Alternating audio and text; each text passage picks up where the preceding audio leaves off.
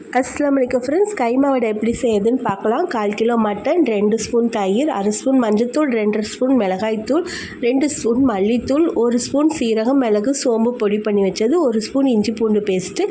இதை நல்லா மிக்ஸ் பண்ணி விட்டுக்குங்க. நான் உப்பு போடுறது மிஸ் ஆயிடுச்சு, நீங்கள் மிஸ் பண்ணாமல் உப்பு சேர்த்திக்கிங்க. 1/2 டம்ளர் தண்ணி விட்டுருங்க.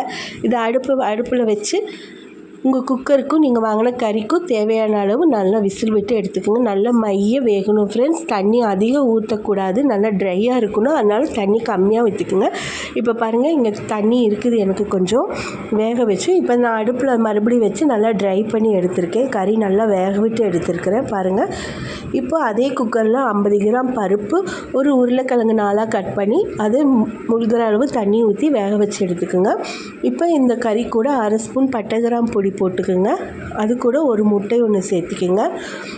இப்போ நம்ம வேக வச்சுருக்கிற பருப்பையும் உருளைக்கிழங்கையும் நல்லா மசித்து எடுத்துருக்கிறேன். அது கூட இந்த கறி கூட போட்டு நல்லா மிக்ஸ் பண்ணிக்கோங்க. இதில் நீங்கள் கையில் மிக்ஸ் பண்ண முடியலைன்னா மிக்சியில் போட்டு கூட ஒரு ஓட்டு ஓட்டிக்கலாம். இப்போ பாருங்கள், கொஞ்சம் வடைக்கு தகுந்த மாதிரி இல்லை, அதனால் நான் கொஞ்சம் நேரம் ஃப்ரிட்ஜில் வச்சு நல்லா கெட்டியான பதம் வர வரைக்கும் எடுத்துக்கிறேன். இப்போ பாருங்கள், நல்லா உருட்டுருக்கு வருது. நல்லா வடைக்கு தகுந்த மாதிரி நல்லா இறுகிக்கிச்சு. இப்போ வடை போட்டால் நல்லா வடை பிரியாமல் நல்லா வரும் பாருங்கள். எண்ணெய் நல்லா சூட் பண்ணிக்கோங்க.